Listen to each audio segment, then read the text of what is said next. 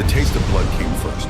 Seraphina Thorne bit down on her lower lip until the copper bloom filled her mouth, forcing herself not to Stay scream. back! Don't come any Her father's closer! fingers You dug heard her. into Back wrist off like now. iron Everyone bands, just stay the calm. kind that left purple blooms beneath pale skin. In the dim vestibule of St. Michael's Chapel, with rain hammering against stained glass windows, Baron Edmund Thorne held his daughter's arms so tightly she could feel her pulse throbbing against his grip. "If you ruin this," he hissed, whiskey-thick breath washing over her face, "I will put a bullet in your skull before the sun sets. Do you understand me, girl?" Sarah nodded. She could not speak. Her throat had closed around the words like a fist. The chapel smelled of dying lilies and dampness. Somewhere beyond the heavy oak doors, an organ wheezed a processional that would never be played. The wedding that was supposed to happen in 2 hours, the wedding that would save the Thorne family from complete destruction, had collapsed like a house of cards. Because Isolde had run, her sister, the beautiful one, the one who was supposed to marry Captain Nathaniel Ravencroft and bring $75,000 into the family coffers. The one who smiled like sunlight and moved through ballrooms like music made flesh. Gone. Sarah's mother stood in the corner, her face a mask of white powder and desperation. She clutched a letter in trembling hands, reading it for the 5th time as if the words might change. They never did. "Dearest family, I cannot marry a man I do not love. I have gone to follow my heart. Forgive me. The debt is not worth a lifetime of misery. Your loving daughter, Isolde." Loving. The word tasted worse than blood. "You will put on her dress," Baron Thorne said. His voice dropped to a register Sarah had learned to fear as a child. Low, controlled, deadly. "You will travel to Ravenwood Estate. You will marry Captain Ravencroft in your sister's place. And if he asks you a single question, you will answer exactly as Isolde would." "But father," the slap came so fast she didn't see it. Her head snapped to the side cheek, blazing. The crack echoed in the small room like a gunshot. "You do not speak unless I permit it." He released her wrist and she stumbled backward. "You are the spare. You have always been the spare. Now you will do what spares do. You will be useful." Her mother said nothing. She simply folded the letter with mechanical precision and placed it in her reticule. Sarah touched her burning cheek. In the wavering candlelight, she caught her reflection in a tarnished mirror hanging on the wall. Dark hair, dark eyes. A face too sharp to be pretty, too serious to be charming. Everything her sister was not. "The carriage leaves in 30 minutes, her father said. "Wilson has packed Isolde's trunk. You will find everything you need. And if he discovers the deception—" Baron Thorne smiled. It was the smile of a desperate man standing at the edge of a cliff. "Then we all fall together." The train to Adirondack Mountains took 8 hours. Sarah sat alone in a private compartment wearing Isolde's traveling dress. It was too loose in the waist, too tight in the shoulders.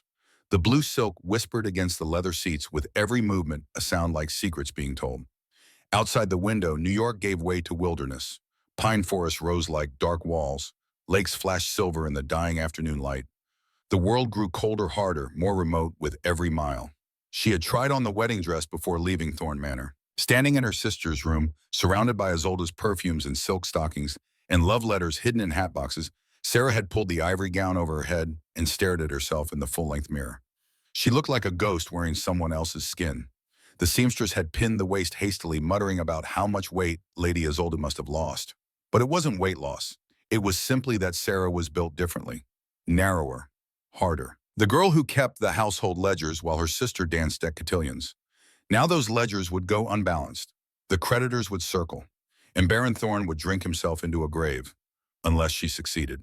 Sarah opened her reticule to check its contents for the 3rd time. Handkerchief, smelling salts, coin purse, and at the very bottom, wrapped in a square of velvet, something unexpected. A pistol, small, ladylike, deadly. There was a note tied to the trigger guard with twine. She recognized the spidery handwriting of Wilson, the family's ancient butler, who had served 3 generations of Thornes. "Learn to use it, Miss Seraphina. Trust no one, not even your husband." Her husband, a man she had never met, a man who had negotiated for a bride through intermediaries and lawyers, sight unseen except for a single painted portrait of Isolde that made her look like a Renaissance Madonna. A man who lived in a fortress in the mountains and never came to the city. Captain Nathaniel Ravencroft. Sarah knew only 3 things about him. First, he had been a military officer during the recent conflicts out west, earning a reputation for strategic brilliance and ruthless efficiency.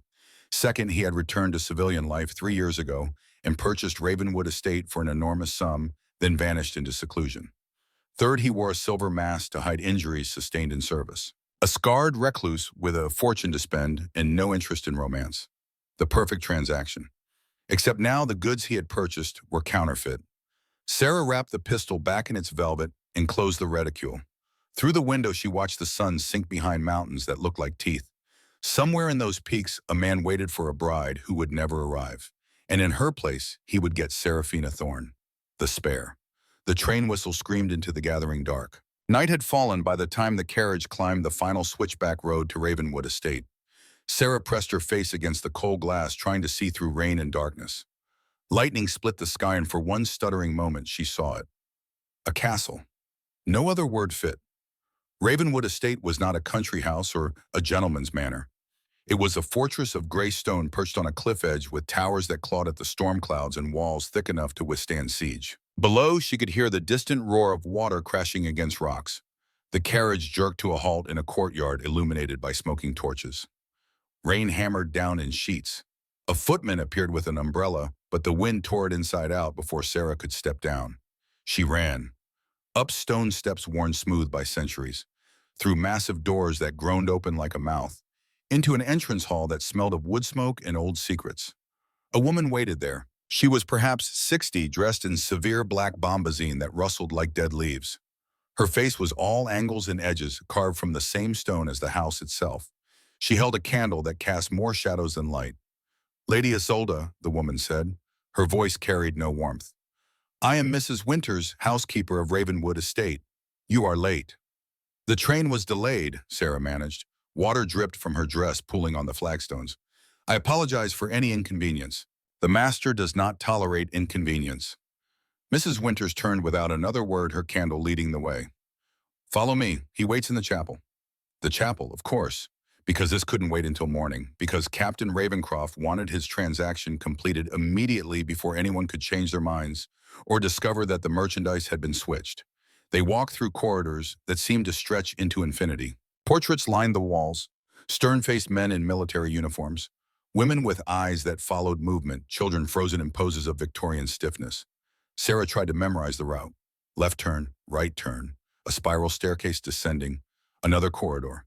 If she needed to run, she would be lost within minutes. They stopped before an arched doorway. Beyond it, Sarah could see candlelight flickering against stone walls, the faint scent of incense mixed with rain. "He is inside," Mrs. Winters said. "The ceremony will be brief. Do not speak unless spoken to." Then she was gone, her footsteps fading into silence. Sarah stood alone in the doorway, her hand pressed against the cold stone, her heart hammering against her ribs like something trying to escape. This was the moment, the threshold. Once she crossed it, there would be no going back. She thought of her father's fingers crushing her wrist, the taste of blood in her mouth, the mirror reflecting a ghost in a borrowed dress, the pistol hidden in her reticule. Sarah stepped forward. The chapel was smaller than she expected, perhaps 20 feet square with rough-hewn benches and a simple altar beneath an iron cross. 3 people waited inside, a priest, elderly and nervous, clutching a prayer book with trembling hands. Mrs. Winters, who had somehow circled around through another passage to stand in the shadows. And at the altar, with his back to the door, a man, tall, perhaps 6 feet 3 inches, shoulders broad enough to block the candlelight, creating a silhouette that looked carved from shadow. He wore a black coat cut in military fashion, brass buttons gleaming dully. His hair was dark cropped short at the nape of his neck. He did not turn when she entered. Sarah's footsteps echoed on the stone floor. 1 step, 2, 3. She stopped at the prescribed distance for a bride, her hands clutching her reticule so tightly her knuckles went white. "You are late." His voice was deep, rough, edged like gravel underfoot. Not loud, but it filled the space completely. And wet. The storm. I did not ask for explanations. Now he turned. Sarah's breath caught. He wore a mask, silver polished to a mirror shine covering the entire left side of his face from hairline to jaw. The right side was exposed a sharp cheekbone, a mouth set in a grim line, an eye of piercing gray that assessed her with the cold precision of a military strategist evaluating terrain. "You are smaller than the portrait suggested," he said. His visible eye narrowed slightly. "And late." "The journey was difficult, my lord." Sarah forced her voice steady, pitching it slightly higher, trying to remember how Isolde spoke. Breathless, musical. "I apologize for any—" "Save it." He gestured to the priest with one gloved hand. Begin. The ceremony was a blur of Latin and fear. Sarah heard herself making responses she didn't remember. She felt cold fingers slide a heavy gold ring onto her hand, too large it spun loosely around her knuckle. She watched the priest's mouth move, forming words that bound her to this stranger in ways that could not be undone. Captain Ravencroft never looked at her. His attention remained fixed on some point beyond the altar, as if she were merely an object to be catalogued and filed away. When the priest finally wheezed, "You may kiss the bride," Ravencroft turned to Sarah with an expression of profound disinterest. "That will not be necessary." He addressed Mrs. Winters without taking his eye from Sarah's face. "Take her to the East Wing. She is not to disturb me in the West Wing under any circumstances. Dinner is served at 8 o'clock. I expect silence." Then he was gone, his boots echoing on stone as he strode from the chapel without a backward glance. Sarah stood at the altar, shivering in her wet dress, a stranger's ring spinning on her finger. She had survived the wedding. But as the heavy door slammed shut somewhere in the depths of the house, she realized the real danger was just beginning. The East Wing bedroom was luxurious in the way of tombs. Heavy velvet curtains blocked what little light remained outside. A four-poster bed dominated the space, its carved posts reaching toward a ceiling lost in shadows. An ornate wardrobe stood against one wall. A vanity with a tarnished mirror reflected Sarah's pale face back at her in triplicate. Everything was covered in a fine layer of dust, as if the room hadn't been used in years. Mrs. Winters set down a single candlestick on the bedside table. "Your trunk has been placed in the dressing room. Ring if you require assistance, though I doubt anyone will come." She paused at the doorway. "The West Wing is forbidden. Do not test this rule." Then Sarah was alone. She sat on the edge of the bed, still wearing Isolde's wet dress, and tried to breathe. Her ribs felt too tight. The corset dug into her flesh like punishment.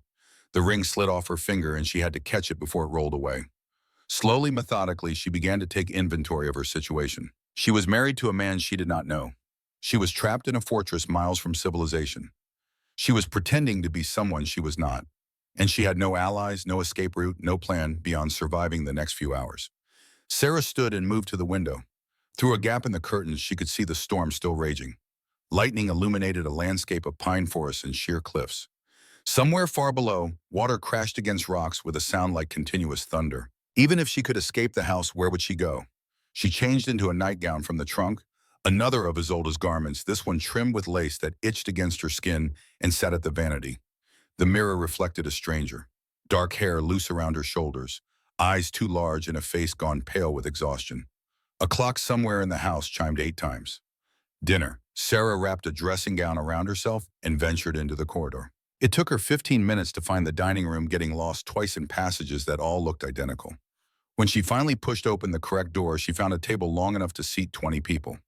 Captain Ravencroft sat at the far end. He had removed his coat but still wore the silver mask. A single place setting waited at the opposite end of the table, a distance of at least 30 feet between them. Candelabras cast pools of light that did not quite reach the darkness in between. Sarah took her seat. A servant appeared from nowhere, placing soup before her with mechanical efficiency. She picked up her spoon, trying not to let it rattle against the bowl. The soup tasted like nothing, or perhaps fear had numbed her tongue. They ate in silence. Ravencroft's attention remained fixed on his meal, cutting and chewing with the precision of a man performing a necessary task. He did not look at her, did not speak, barely seemed to acknowledge her existence. Sarah lasted 10 minutes before the silence became unbearable. "The house is very distinctive," she ventured, keeping her voice light, as old as always was. "So much history in the stones. I wonder who built it originally." Ravencroft stopped eating. He set down his knife and fork with deliberate care. His gray eye fixed on her with an intensity that made her skin prickle. "I was told," he said slowly, "that Isolde Thorne was a creature of balls and gossip, that she had no interest in architecture or history, that her primary concerns were fashion and social advancement." Sarah's throat went dry. "People change, my lord. The journey gave me time to think about. People rarely change." He leaned back in his chair, that single visible eye never leaving her face. Certainly not in the span of a train ride. The temperature in the room seemed to drop 10 degrees. Sarah forced herself to hold his gaze. "I prefer this house to Manhattan regardless of its history. At least here the air does not suffocate." Something flickered across his expression. Surprise, perhaps? Or calculation? "You are not what the reports described," he said finally. "Then perhaps the reports were insufficient." The words came out sharper than she intended, her real self bleeding through the performance. For a long moment, he simply stared at her. Then, without warning, he stood. I have work. He dropped his napkin on the table. Do not wander the house at night. The corridors are unsafe. Many of the floors are unstable. He was gone before she could respond, his footsteps receding into darkness. Sarah sat alone at the massive table, her soup growing cold, her hands shaking. He suspected. She was certain of it. He knew something was wrong, even if he didn't know exactly what. How long before he discovered the truth, and what would he do when he did? Sarah could not sleep. She lay in the enormous bed, staring at shadows that moved across the ceiling like living things. Wind howled around the towers. Rain lashed the windows. Somewhere in the house, something creaked, wood settling, or footsteps impossible to tell. The clock struck midnight, then 1, then 2. At 2:30 in the morning, Sarah heard something that did not belong to the natural sounds of an old house in a storm. Click, click, click, rhythmic, mechanical, like a telegraph machine sending out messages into the void. She sat up, listening. The sound came from below her room, not directly below, somewhere to the west, in the direction of the forbidden wing. Sarah knew she should ignore it. Mrs. Winters had been clear. The West Wing was off limits. Captain Ravencroft had made his preference for privacy abundantly clear, but she had spent her entire life being told what she could not do, where she could not go, who she could not be, and she had always obeyed. Not tonight. She slipped out of bed and pulled on the dressing gown. From her reticule still sitting on the vanity, she retrieved the small pistol. It was cold and heavy in her hand. She had never fired a gun in her life. Sarah lit a candle with trembling fingers and eased open her bedroom door. The corridor stretched away in both directions, empty and silent. She turned left, following the sound that grew gradually louder as she walked, down a staircase, through a gallery lined with moth-eaten tapestries, past a library with floor-to-ceiling shelves disappearing into darkness. The clicking sound grew clearer. It was coming from behind a heavy oak door at the end of a long hallway. Light showed beneath the door, not candlelight, but the steady glow of gas lamps. The door was slightly ajar. Sarah set down her candle on a side table and approached on silent feet. Her heart hammered so loudly she was certain whoever was inside would hear it. She pressed herself against the wall and peered through the narrow gap. The room beyond was some kind of study. Maps covered the walls, not ordinary maps, but military tactical displays with pins and string connecting various points. A large desk dominated the center, covered in papers and what looked like encoding equipment. The telegraph machine sat in one corner, silent now, and at the desk, bent over a sheaf of documents, was Captain Ravencroft, without his mask. Sarah's breath stopped.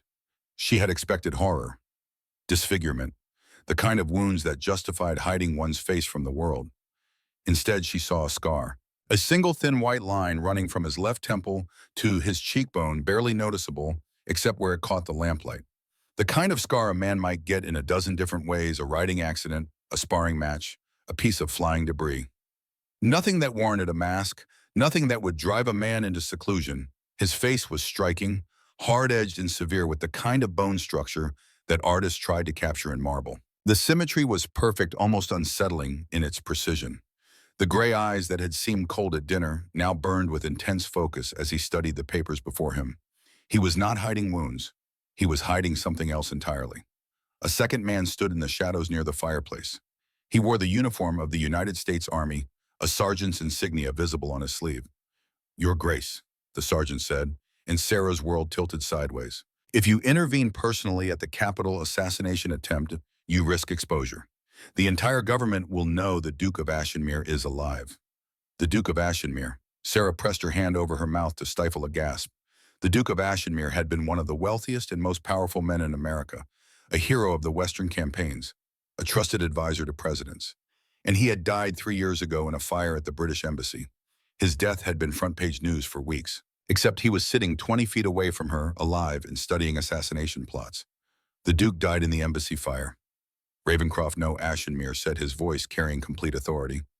"I am Captain Nathaniel Ravencroft, a scarred hermit with no interest in politics. I intend to stay dead until I find the traitor who sold out my family to the Iron Covenant." The Iron Covenant. Sarah had read about them in newspapers. An anarchist organization responsible for bombings across the eastern seaboard. They targeted railways, telegraph stations, government buildings. The police had arrested several members but never found the leadership.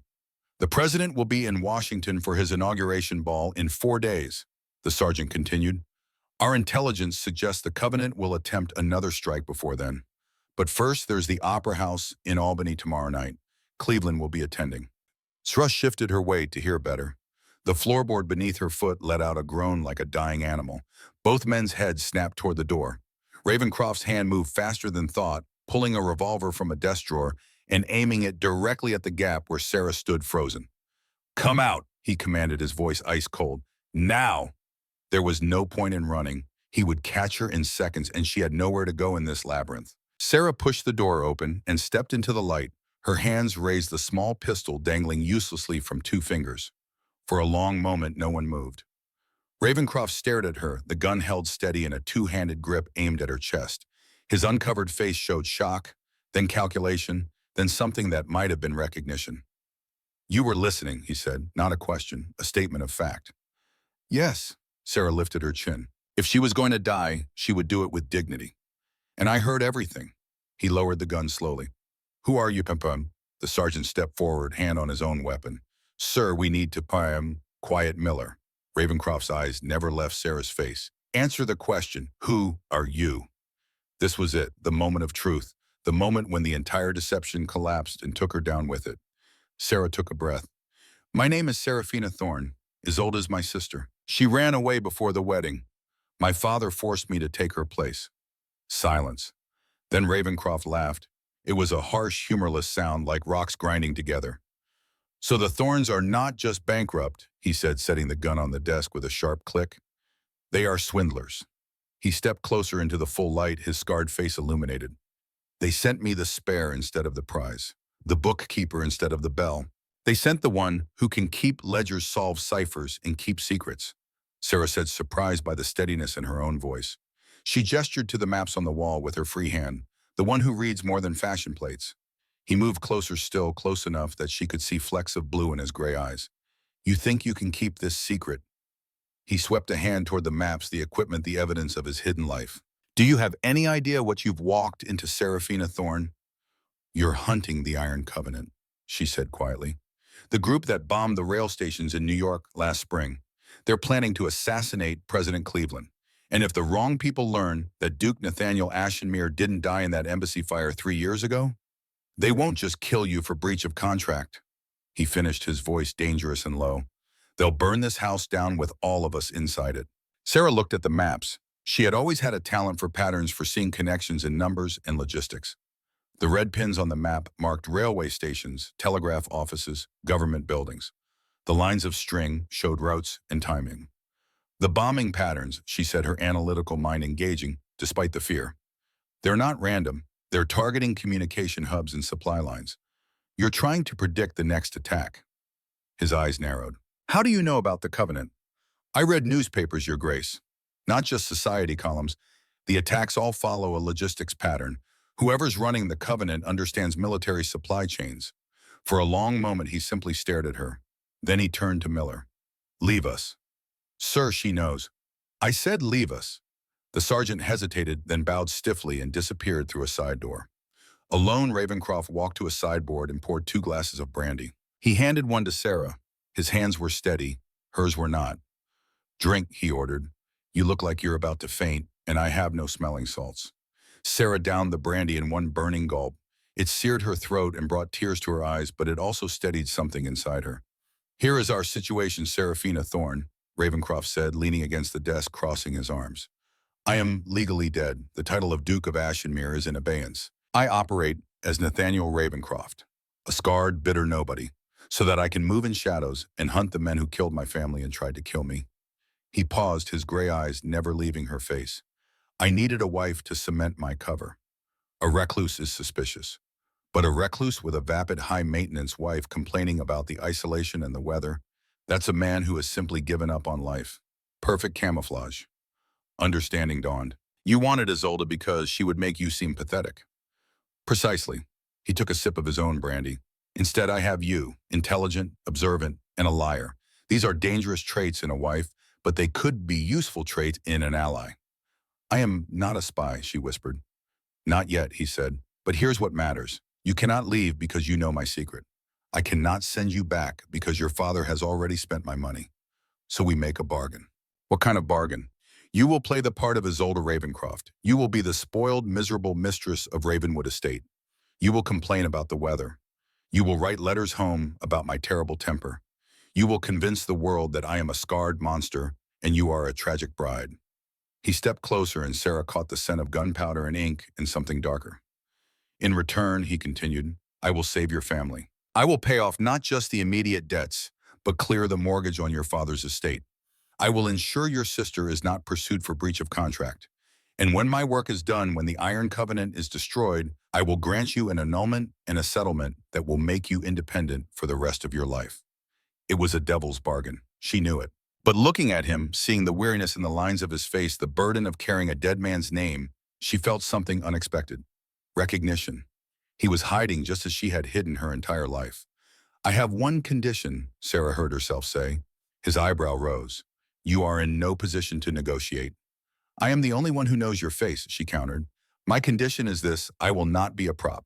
If I must live in this fortress, terrified of shadows, I want to know why. I want to help. She stepped forward, closing the distance between them, her voice gaining strength. I will not sit in drawing rooms doing needlepoint while you risk your life hunting killers. If you want me to play a role, then let me play it fully. Teach me what I need to know. Ravencroft stared at her for a long moment. She thought he might refuse, thought he might throw her out or lock her away or... The corner of his mouth twitched. Not quite a smile, but close. Very well, Seraphina Thorne, he said quietly. Welcome to the war. Dawn broke over Ravenwood Estate, painting the storm clouds gold and crimson. Sarah stood at her bedroom window, watching light spread across the mountains. She had not slept. Her mind churned with everything she had learned. The Duke of Ashenmere lived. The Iron Covenant planned to kill the president. And she, Seraphina Thorne the Spare, the Shadow, had just agreed to become a spy. Behind her on the vanity lay Isolde's wedding ring. Too large, too heavy, too much like a shackle. Sarah picked it up and slid it onto her finger, holding her hand up to the morning light. She had crossed the threshold last night in the chapel thinking she was walking toward doom. But perhaps, just perhaps, she had walked towards something else entirely. The door to her room opened without a knock. Nathaniel stood in the hallway, still wearing yesterday's clothes, dark circles under his eyes. He had replaced the silver mask, maintaining the fiction for any servants who might see. If you're serious about helping, he said without preamble, be in the study in 1 hour. We have work to do.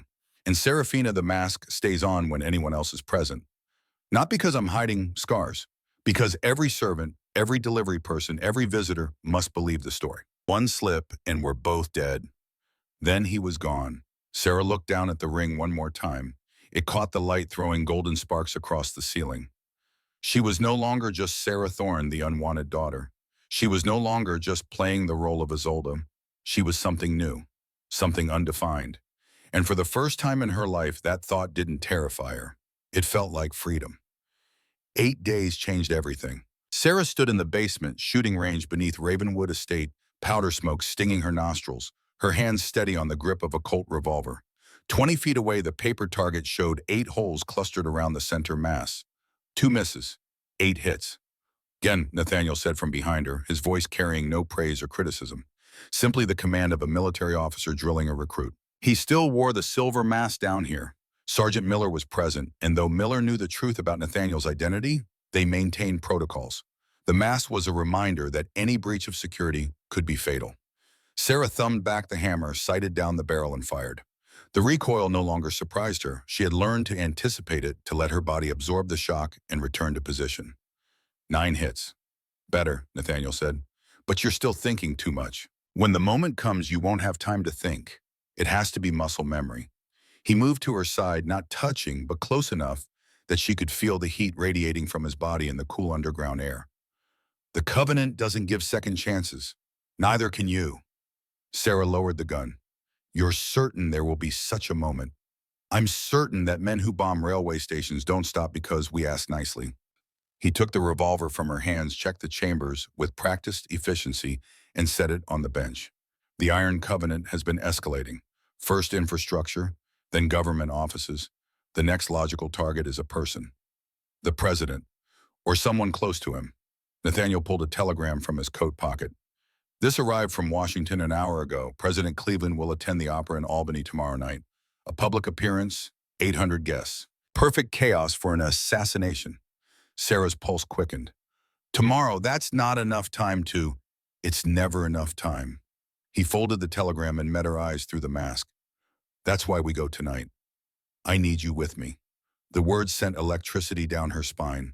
For 8 days she had trained, learning to shoot, learning to decode the ciphers the Covenant used in their communications. She had a natural talent for patterns that surprised even Nathaniel. Learning to play the role of the disappointed bride when the few servants moved through the East Wing. But this would be real. Not practice, not preparation, action. What do I need to do, she asked. Be yourself. His visible eye softened slightly.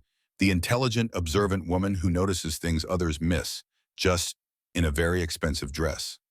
The study had become their war room. Maps covered every available surface. Sarah sat cross-legged on the Persian rug surrounded by decoded messages spread out in chronological order. She had spent the past 3 days establishing patterns of linguistic tics that appeared in different Covenant communications, suggesting they came from the same author. Nathaniel paced behind her, dictating notes to Miller, who scribbled furiously in a leather journal. The Albany Opera House has 3 levels, Nathaniel was saying. Presidential box on the 2nd level center. Sightlines from the balcony would be clear, but security will be watching those angles. More likely they go for close range. Poison, a blade, or an explosive device disguised as something innocuous. Sarah finished, not looking up from the messages. They've used that pattern before. The New York bombing, the device was hidden in a champagne crate delivered to the station master's office. Nathaniel stopped pacing. You found that connection. It's in the decoded messages from March. She held up 2 papers. This one references bottled celebration, and this one mentions festive delivery. Both were sent 3 days before bombings. Tomorrow night is a celebration for Cleveland's 2nd term. Champagne would be everywhere. Miller looked up from his journal. Sir, if they're planning to bomb the Opera House, they won't bomb the whole building. Sarah set her mind working through the logistics. Too many witnesses, too much security, too easy to trace. They'll target the presidential box specifically. Something small, precisely placed. Nathaniel crouched beside her, studying the messages with new intensity. How would you do it? It was a test. She recognized them now, these moments, when he pushed her to think like the enemy. Servant access, she said slowly. Someone in uniform carrying a champagne service. Security won't stop them, they're expected. They approach the box during intermission when the president steps out to greet guests. Place the device, set a timer, withdraw before it detonates. And if security questions the servant, Sarah met his eyes, or rather met the gray eye visible through the mask. Then you need a servant with perfect credentials. Someone who actually works at the Opera House. Someone the Covenant either recruited or replaced. Nathaniel's expression shifted to something that looked almost like pride. You're learning to think 3 moves ahead. I had a good teacher. The moment stretched between them, charged with something neither acknowledged. Then Nathaniel stood abruptly, turning to Miller. Send word to our contact at the Opera House. I need a complete staff roster for tomorrow night with notation of any recent hires or substitutions. Yes, sir. Miller left, closing the door softly behind him. Alone, Nathaniel walked to the window overlooking the cliff. Rain had returned, as it did most evenings here.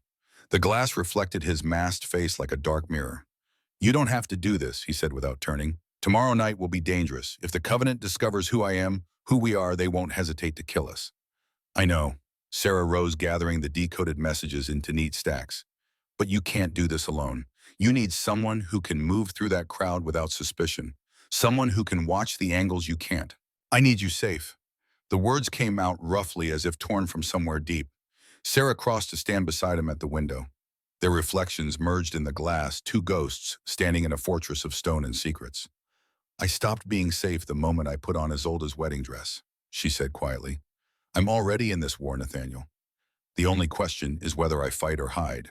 He turned to face her close enough that she could see gold flecks in his gray eye through the mask. You've never hidden a day in your life, even when you thought you were invisible. People don't see what they're not looking for. I see you. His hand rose, hesitated, then tucked a strand of dark hair behind her ear. The gesture was gentle, at odds with everything hard and military about him. The question is whether you see yourself yet. Before she could answer, before she could lean into the warmth of his hand or step back from the precipice opening between them, a knock shattered the moment. Mrs. Winters entered without waiting for permission. Your Grace, a visitor has arrived. Lord Cornelius Blackwood. He insists on paying his respects to the new bride. Nathaniel's face transformed instantly. The warmth vanished, replaced by the cold mask, both literal and metaphorical. He stepped away from Sarah, putting proper distance between them. Blackwood, he repeated flatly. The railroad magnate, and potentially covenant, Nathaniel muttered, too low for Mrs. Winters to hear. Then louder, show him to the drawing room. We'll receive him in 15 minutes. When the housekeeper left, Nathaniel turned to Sarah with new urgency. This is either coincidence or reconnaissance. Blackwood moves in political circles. He could be covenant, or he could simply be a gossip testing whether the scarred hermit is really as pathetic as rumored. What do you need me to do? Be Isolde. He checked that his mask was secure. Be vapid, be bored, complain about everything. Make him believe I'm a broken man with a disappointing wife. And Serafina, his voice dropped. If anything seems wrong, if he asks the wrong questions, improvise. I trust your judgment. Lord Cornelius Blackwood was exactly the type of man Sarah had learned to despise in her years of invisible attendance at society functions. Rotund with the kind of wealth that showed in his tailored suit and diamond cufflinks.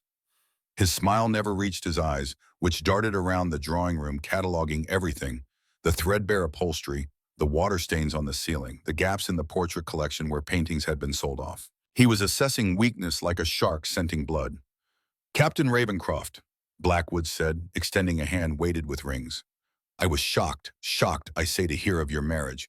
We all thought you'd sworn off society entirely. Nathaniel shook the offered hand with visible reluctance. He had positioned himself in a chair by the fire, his left leg extended as if it pained him, an injury that didn't exist but sold the image of a man broken by war. A man needs an heir, Nathaniel grunted, his voice roughened to match the persona. The Baron needed money, a fair exchange. Sarah sat at the piano, her back straight, her fingers positioned on the keys. She had practiced this part playing badly. It required more skill than playing well to hit just the wrong notes in just the right pattern, to sound incompetent rather than deliberately awful. She struck a chord. It jangled discordantly. Oh, do forgive me, she said brightly, pitching her voice to match Isolde's breathless affect. I'm terribly out of practice. Captain Ravencroft forbids me from going to the city, you see. He says the air is bad for his condition. She played another phrase, mangling a simple Mozart piece. How dreadful for you, Blackwood said, though his attention had already shifted back to Nathaniel. I recall the Duke of Ashenmere used to visit this estate before his tragic death. You purchased it from his estate, did you not? The room's temperature seemed to drop. Nathaniel's visible eye remained fixed on the fire. I bought it through intermediaries after the fire. Never met the man. Pity. Blackwood settled more deeply into his chair, a cat playing with trapped mice.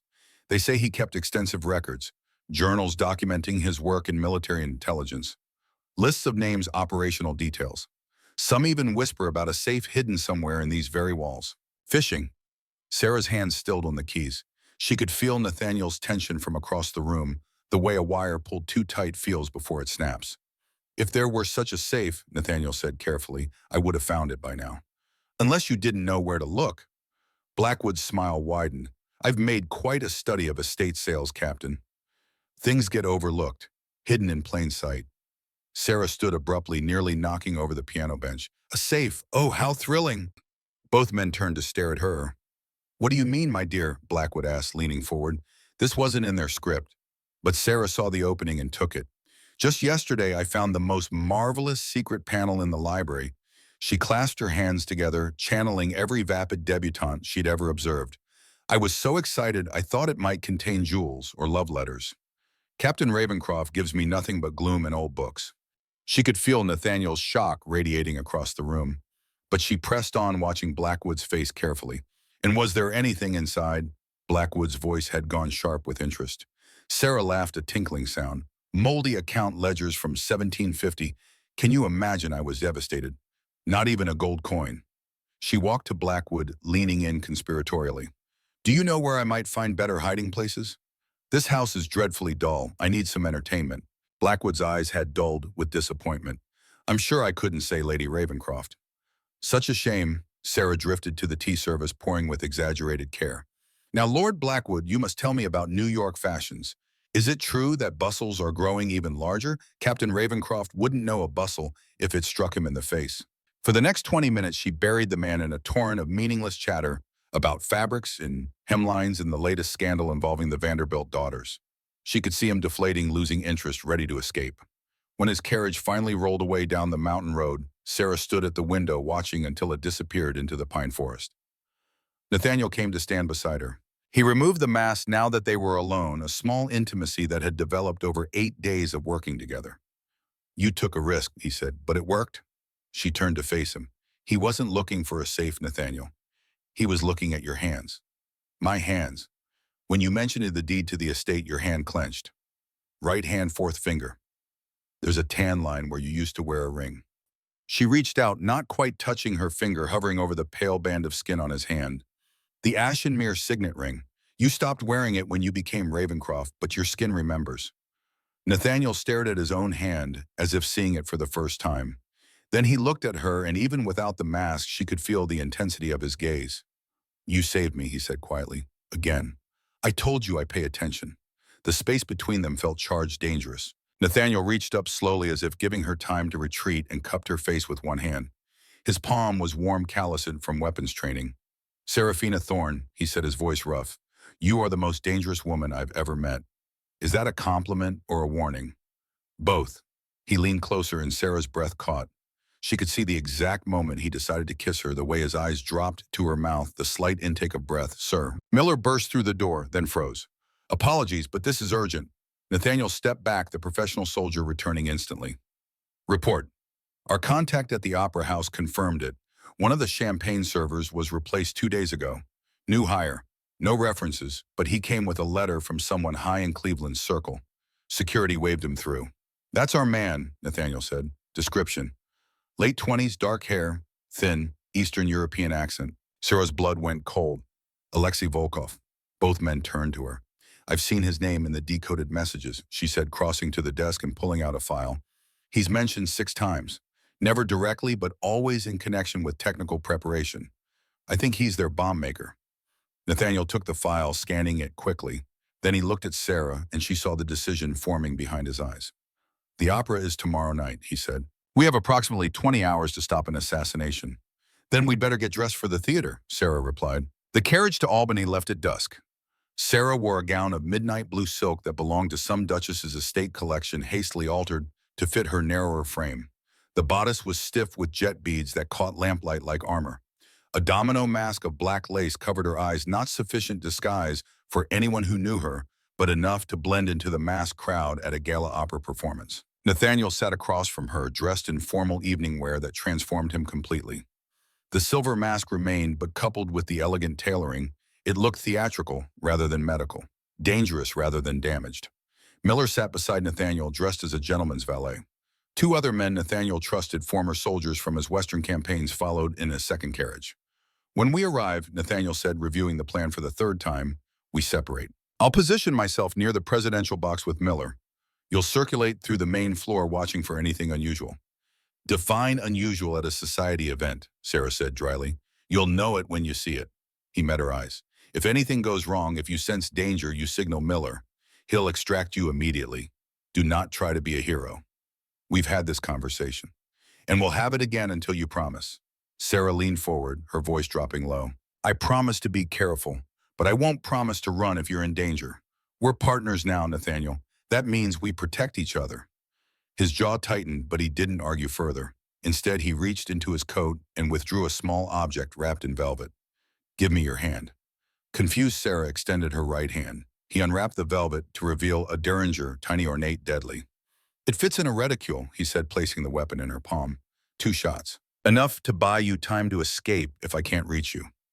The metal was cold against her skin. "Have you so little faith in my target practice?" "I have complete faith in your ability to shoot a paper target in controlled conditions." His fingers closed around hers, warm and steady. "I have slightly less faith in your ability to shoot a man who's trying to kill you. There's a difference. The first time you pull a trigger on a living target, everything inside you will scream to stop.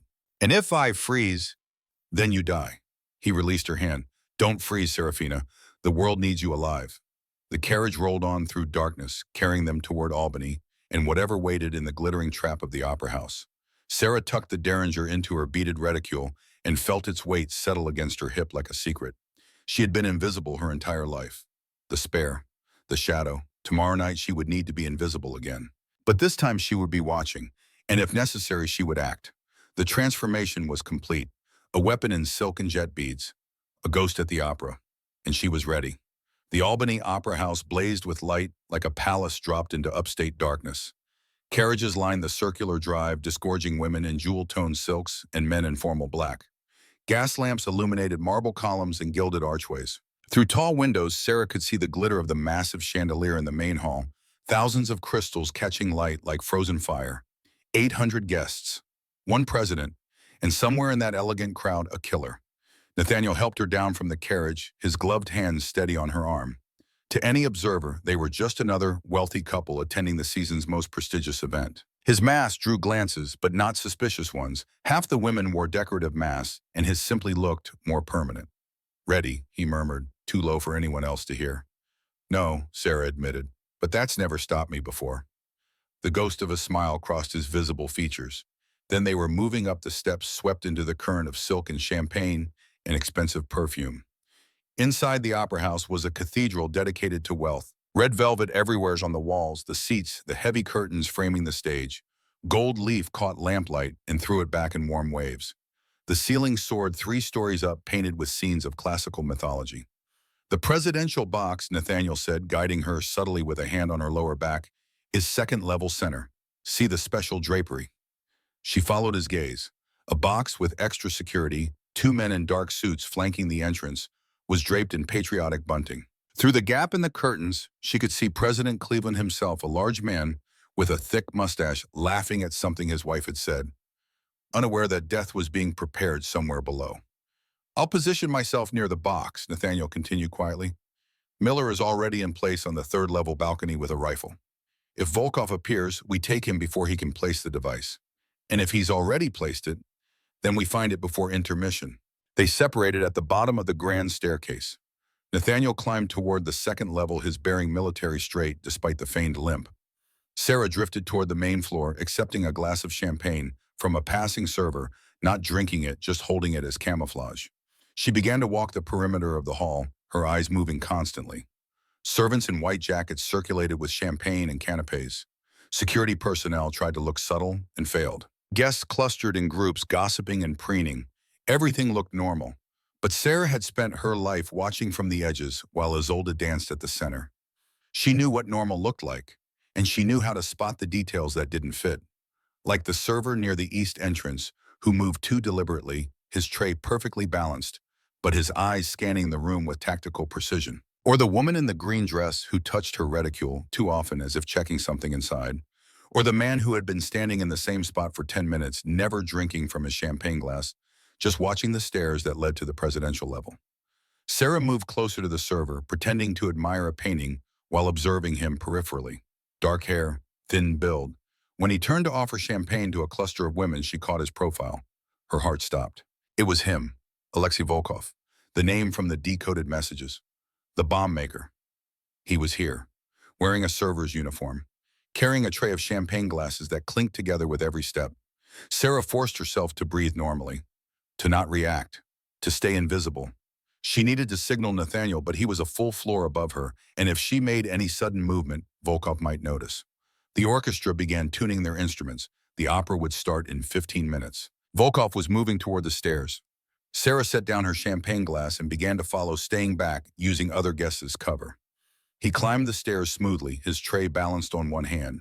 The security guards at the top barely glanced at him, just another servant doing his job. He was going to the presidential box. Sarah's mind raced. She couldn't follow him up there without drawing attention. She couldn't call out without starting a panic. And she couldn't see Nathaniel anywhere in the crowd. She had seconds to decide. Run for help and let Volkov complete his mission. Or act. Her hand slipped into her reticule, closing around the small derringer. 2 shots, Nathaniel's warning echoed in her mind. The first time you pull a trigger on a living target, everything inside you will scream to stop.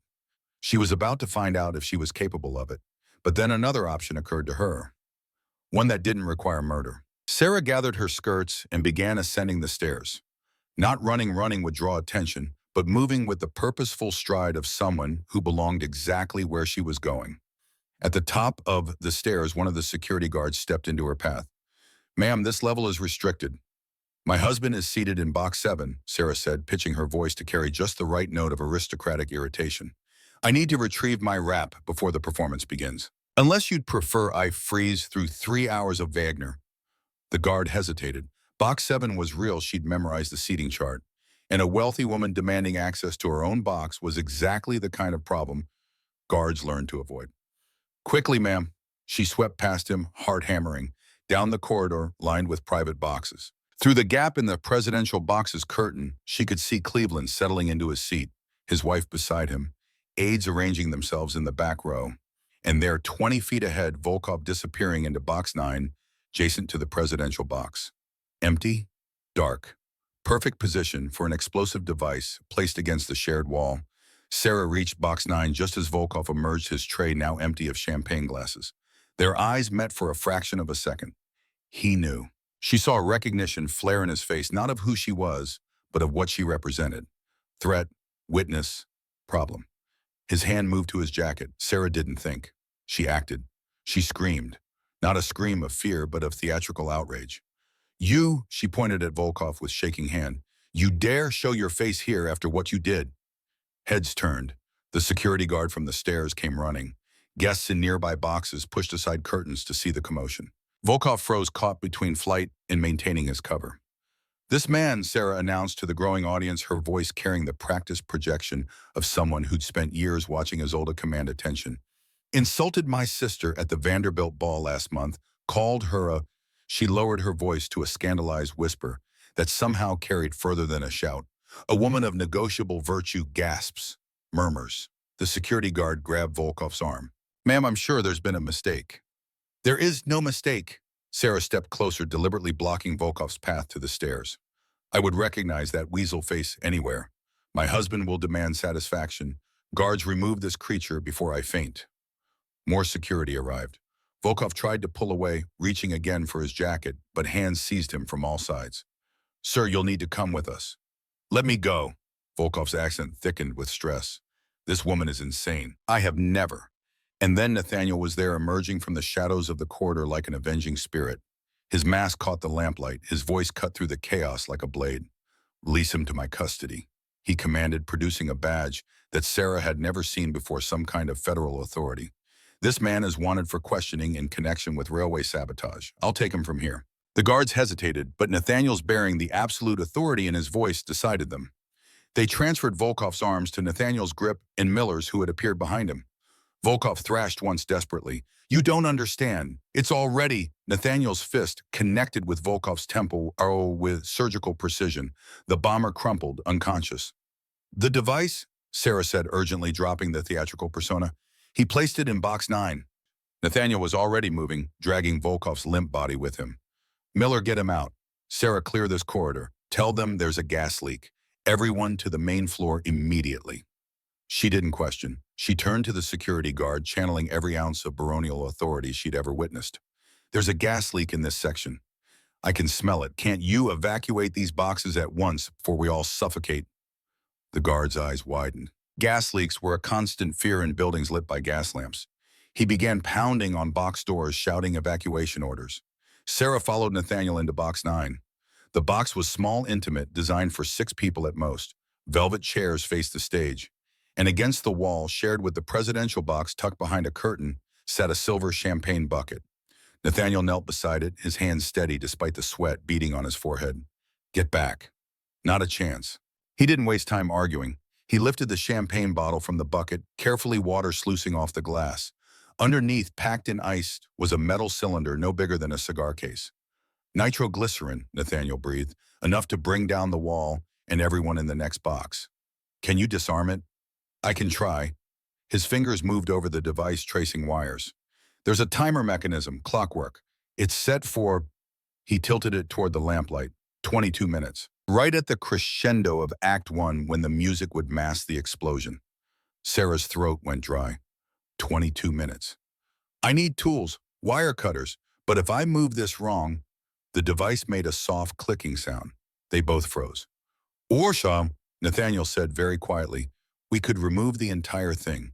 Carefully, very carefully. Where? The service balcony. It overlooks the river. If it detonates there, the only casualties are windows and dignity. Sarah looked at the device, then at Nathaniel's face. He was absolutely calm, the way she imagined he'd been before charging enemy positions in the west, making life or death decisions with steady hands and clear eyes. "Tell me what to do," she said.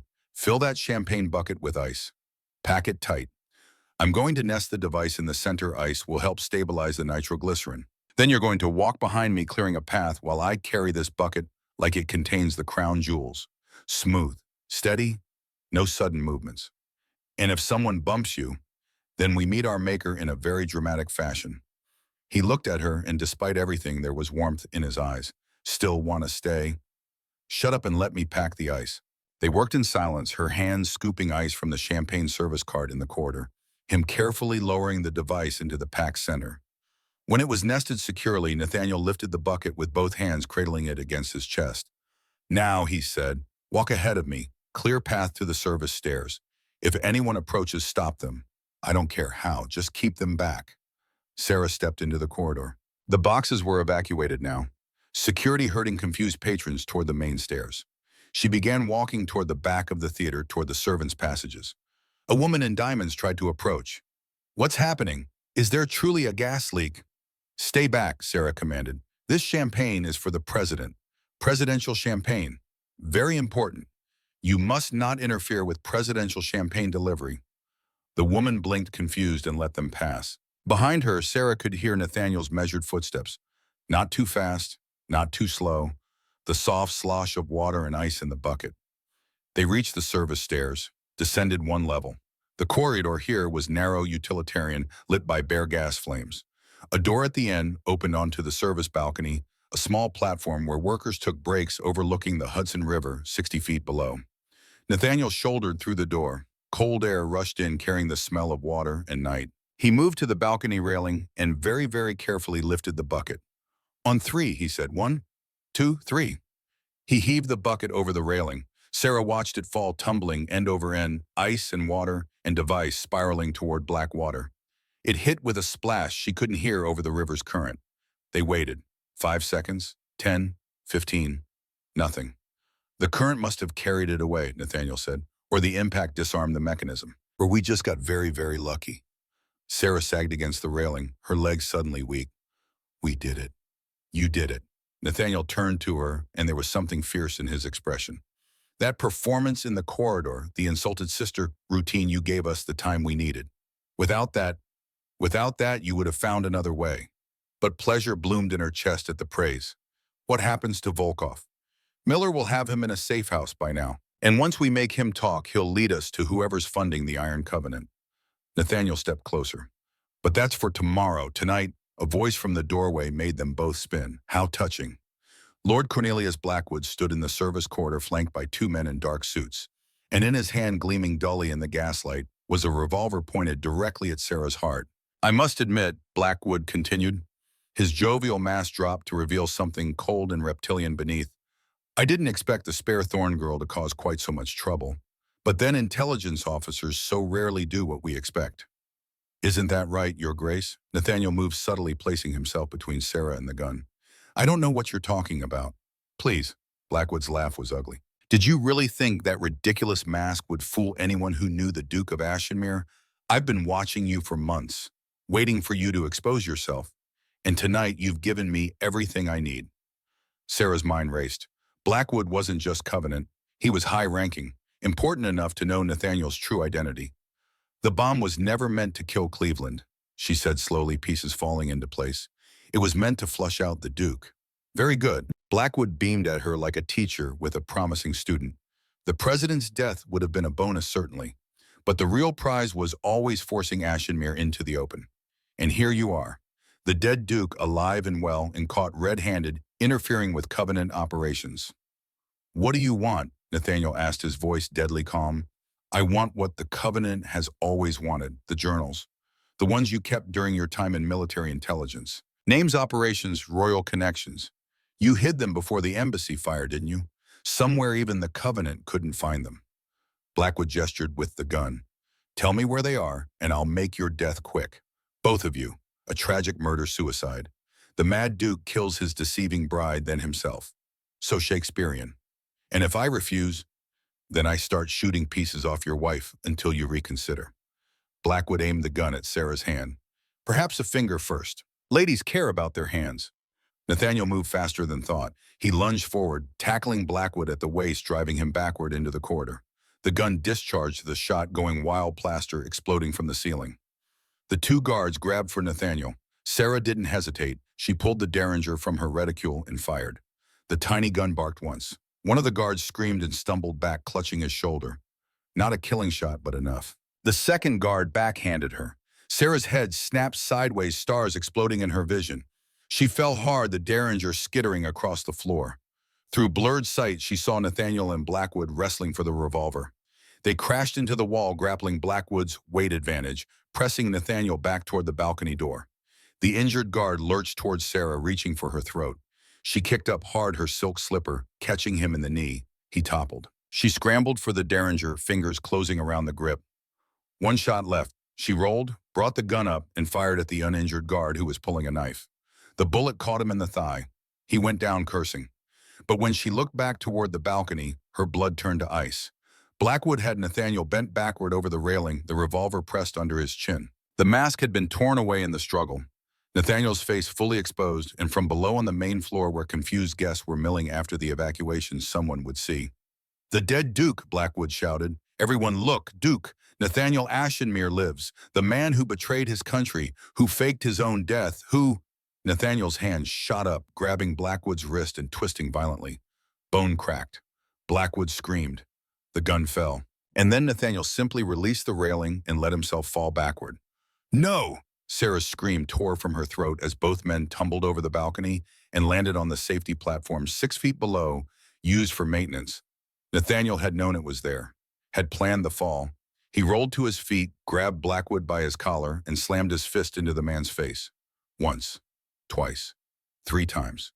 When he stopped, Blackwood lay unconscious, his nose shattered, blood streaming. "Sarah," Nathaniel vaulted back up to the service balcony in a single pull-up. "Are you hurt?" She was shaking so hard she could barely stand.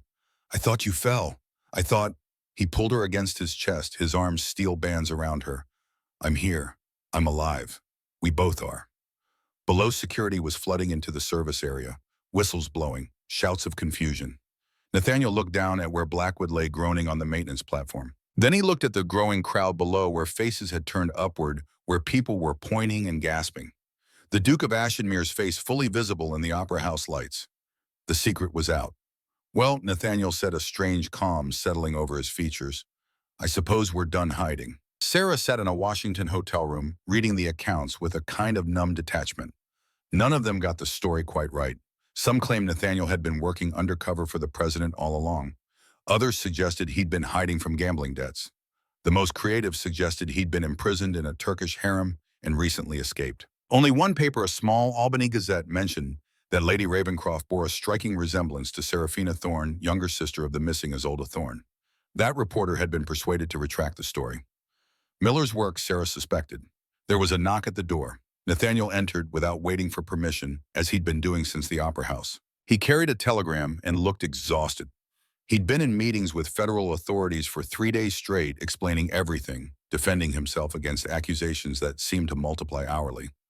"Volkov talked," he said without preamble, sinking into the chair opposite her. "The Iron Covenant goes deeper than we thought.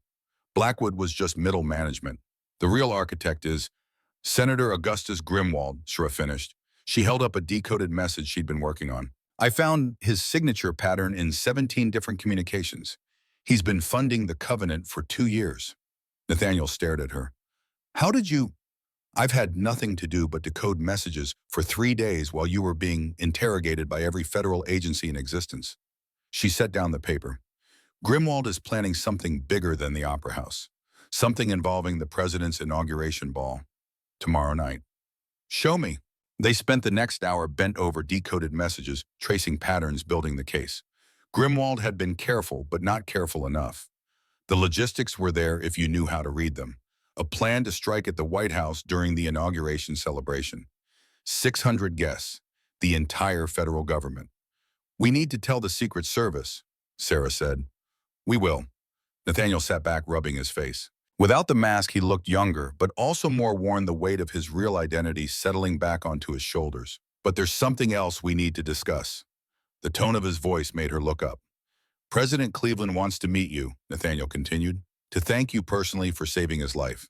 He's offering you a commendation, protection, a place in Washington society. And you have... He's reinstating my title, Duke of Ashmere, officially alive. My lands, my fortune, my seat in advisory councils all returned. Sarah waited. There was more. She could hear it in the careful neutrality of his voice. Our marriage, Nathaniel said finally, was contracted under false pretenses. You as Isolde, me as Captain Ravencroft. Legally, it can be annulled. The president has offered to expedite the process. Her heart, which had survived bombs and bullets, and Lord Blackwood's fist cracked cleanly in two. I see, she managed. Do you? Nathaniel leaned forward, his gray eyes intense. Because I need to know something before we go any further.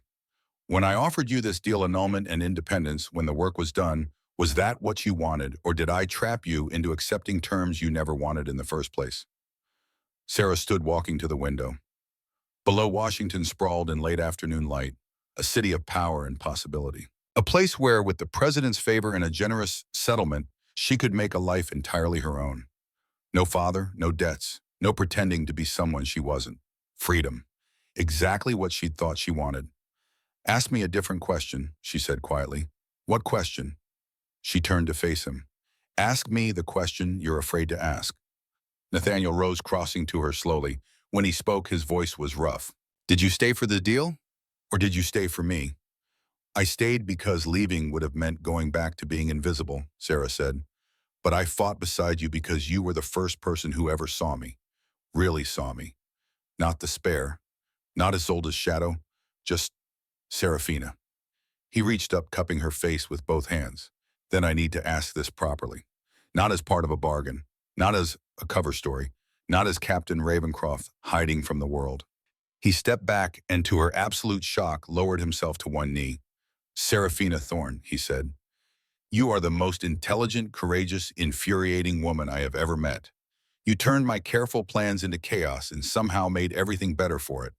You saved my life at least 3 times that I can count. And somewhere between teaching you to shoot and watching you decode Covenant messages, I fell completely and irreversibly in love with you. Sarah's breath caught. I am not Captain Ravencroft, he continued. I am Duke Nathaniel Ashmere, and the world knows it now. But I don't want to return to that life alone. I want you beside me, not as a bargaining chip, not as camouflage, as my wife, my partner, my equal in all things. He pulled a small box from his pocket and opened it. Inside sat a ring, not the too large band from the false wedding, but something new. A sapphire the color of midnight, surrounded by diamonds. So I'm asking you properly, Serafina. Will you marry me, the real me, knowing exactly who I am and what life with me means? She should have hesitated, should have considered, should have weighed options and calculated outcomes the way she'd spent her entire life doing. Instead, she pulled him to his feet and kissed him. Yes, she said against his mouth. 1,000 times yes. The ring slid onto her finger perfectly, as if it had always belonged there. As if she had always belonged here. But their work was not finished. That evening, Nathaniel received an urgent telegram. Miller had been conducting surveillance on Senator Grimwald's estate and discovered preparations for something catastrophic at the inauguration ball. He's not just planning a bombing, Miller reported, when they met in a secure room at the War Department. He's planning multiple strikes. The Covenant has infiltrated the White House staff. At least 3 servers, 2 musicians, and a member of the security detail. 6 infiltrators. Sarah's mind raced through the logistics. That's not an assassination. That's a massacre. Grimwald wants to decapitate the entire government in one night, Nathaniel said grimly.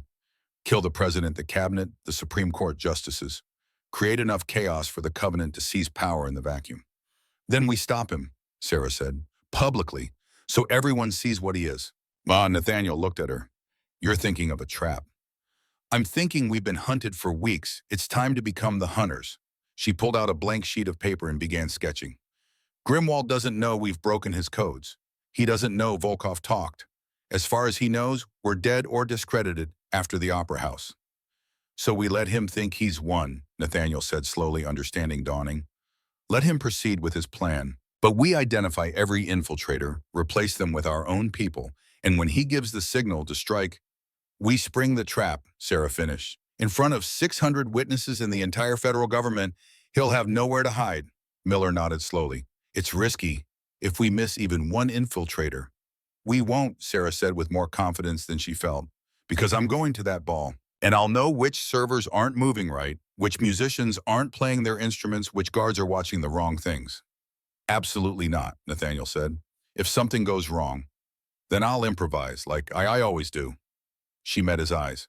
We're partners, remember. That means we face the danger together. The White House inauguration ball was exactly the kind of event Sarah had spent years avoiding. But tonight, walking through those doors on Nathaniel's arm, she felt no urge to hide. She wore silver, a gown that caught light and threw it back like armor. Her hair was dressed simply without the elaborate constructions Isolde had favored. The sapphire engagement ring caught lamplight on her hand. And beside her, Nathaniel wore full formal dress, his face bare of masks, his Duke's signet ring restored to his finger. They were announced at the door, His Grace the Duke of Ashimere and Lady Seraphina Thorne. Not Lady Ashimere yet. The proper wedding was planned for next month.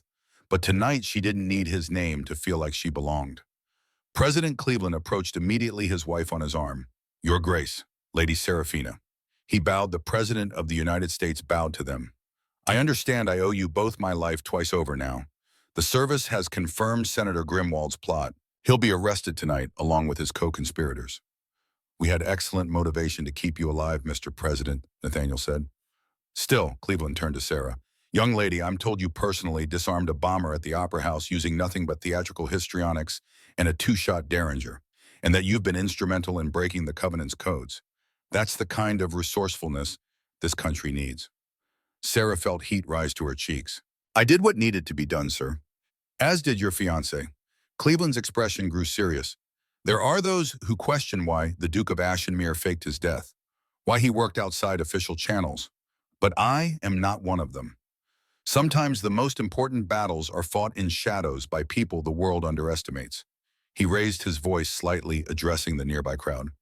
Let it be known that Duke Ashimere and Lady Seraphina acted with my full approval and support. They are heroes of this republic. Applause rippled through the crowd. As Cleveland moved on to greet other guests, Nathaniel leaned close to Sarah's ear. Are you ready? For what comes next always. Sarah had memorized the dossiers of all 6 suspected infiltrators. Now as she moved through the ballroom, accepting congratulations and deflecting curious questions, her eyes never stopped moving. There a server near the champagne fountain. His movements were too precise, his eyes scanning the room tactically rather than watching for empty glasses. One of Grimwald's men. Except he wasn't anymore. Miller had replaced all 6 infiltrators with federal agents who looked similar enough to pass cursory inspection.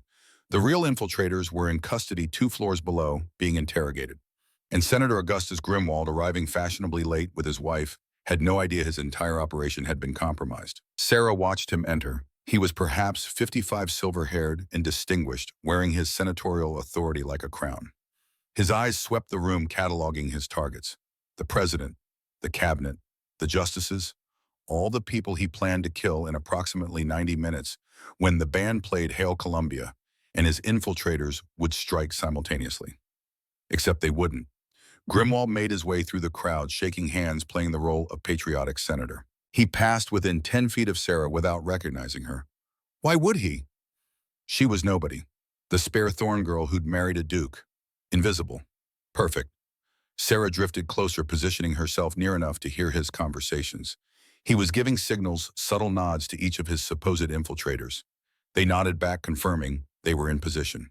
He had no idea he was nodding to federal agents. The evening progressed, dinner was served, speeches were made.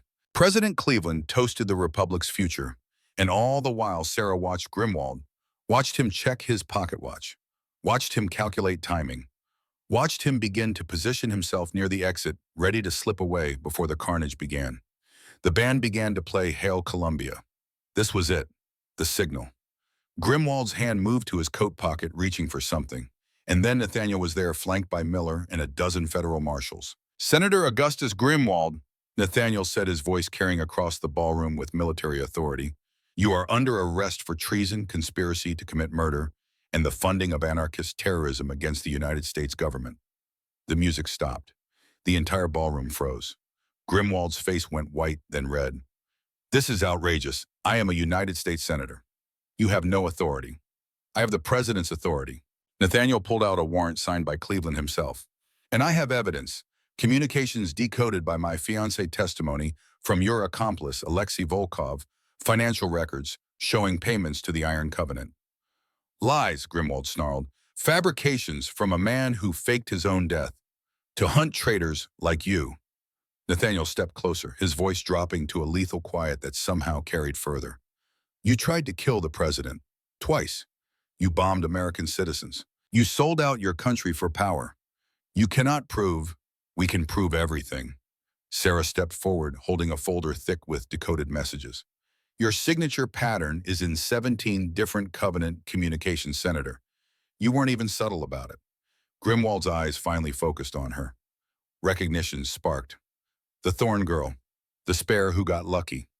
The woman who outmaneuvered you at every turn, Sarah corrected. The woman you never saw coming because you made the same mistake everyone always makes. You assumed I didn't matter. She looked around at the 600 guests all watching in stunned silence. People like Senator Grimwald see the world in simple terms.